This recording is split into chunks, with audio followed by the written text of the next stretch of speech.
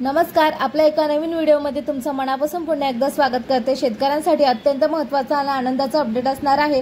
75% पीक विमा हा वाटप सुरू झालेला आहे। 34 जिल्ह्यांची सरसकट यादी सुद्धा जाहीर करण्यात आलेली आहे। प्रति हेक्टरी 35,000 रुपये पीक विमा हा प्रति हेक्टर शेतकऱ्यांना मिळणार आहे। तर चला तर मग आपण व्हिडिओला सुरुवात करूया। प्रत्येक जिल्ह्यांची यादी सुद्धा आलेली आहे। जिल्ह्यानुसार पीक विमा हा कोणत्या पिकांसाठी मिळणार आहे, खरीप हंगाम साठी मिळणार आहे की नाही, रब्बी हंगाम, ही पूर्ण अपडेट आपण या ठिकाणी जाणून घेणार आहोत। त्या अगोदर तुम्ही जर आपल्या चॅनलवर नवीन असाल तर चॅनलला आपल्या सबस्क्राइब करून घ्या।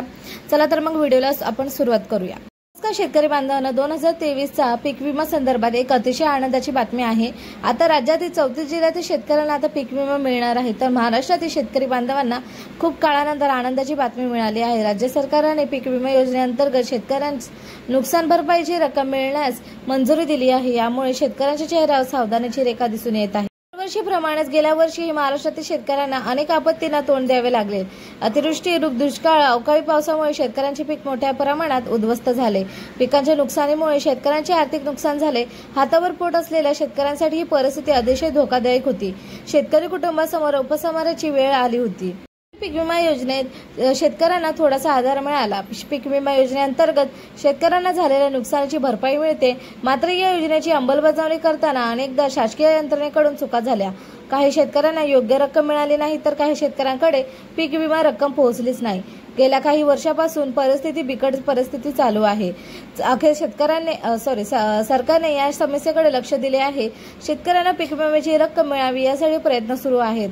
नुकतीच सरकारने पीक विम्याच्या वितरणाला सुरुवात केली आहे। पहिल्या टप्प्यात सरकारने 18 जिल्ह्यांमध्ये पीक विमा वितरणास सुरुवात केली आहे। या जिल्ह्यांमध्ये नाशिक, अहमदनगर, धुळे, बीड, परभणी, हिंगोली, छत्रपती संभाजीनगर, सातारा, सांगली, सोलापूर, उस्मानाबाद, नांदेड यांचा समावेश आहे।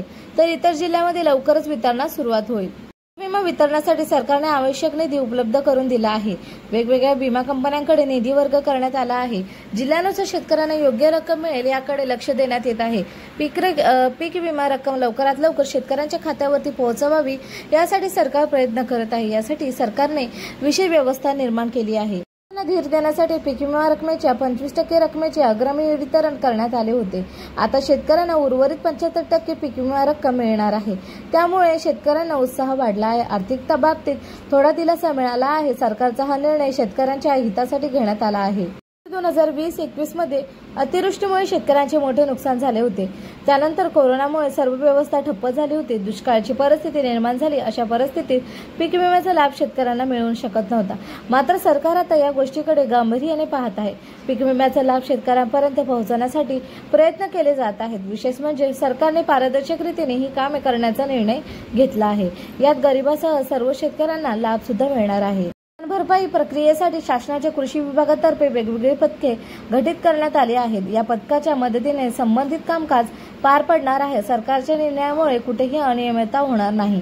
सर्व प्रक्रिया पारदर्शकरित्या राहिल्या, मात्र या प्रक्रियेत थोडा वेळ होऊ शकतो। यामुळे शेतकऱ्यांना धीर धरावा लागणार आहे।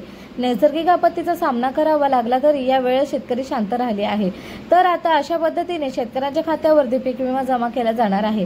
त्यामुळे थोडा वेळ लागणार आहे। काही जिल्ह्यांमध्ये हेक्टरी 25 ते 30 हजार रुपये पर्यंत पीक विमा वाटप आहे, तर काही जिल्ह्यांमध्ये 35,000 पर्यंत पीक विमा वाटप आहे। तर हा पीक विमा वितरणासाठी बराच कालावधी लागू शकतो। तुम्हाला ही माहिती आवडली असेल, आवडल्यास व्हिडिओला नक्कीच लाईक करा, जितकं शेतकऱ्यांना शेअर करा। याच्या व्यतिरिक्त अजून पीक विम्याबद्दल काही नवीन अपडेट आले तर नक्कीच तुमच्याशी शेअर करण्याचा प्रयत्न करणार। तर हा व्हिडिओ इथेच थांबवते। जय हिंद, जय महाराष्ट्र, जय शिवराय, धन्यवाद।